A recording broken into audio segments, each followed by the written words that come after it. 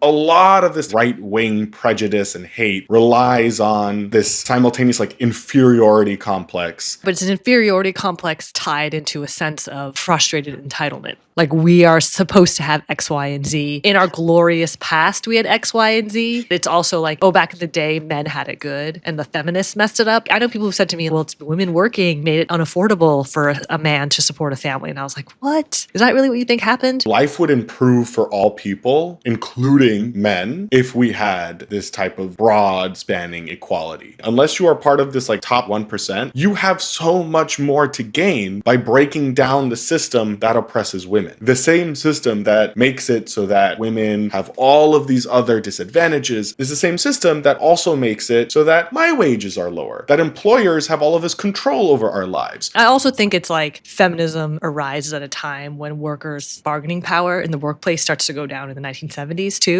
Yes. And that's like a fact that's conveniently left out of that narrative. Unions start getting disrupted. Austerity means like a decline in public employment and the conditions of that work, and, destruction of the cities, and then the decline of manufacturing, the movement of manufacturing to the US South, globalization. So there's all these things happening that benefit the capitalist class, but it's much easier to say that woman who has a job and she's educated, it's her fault that you don't have access to affordable housing.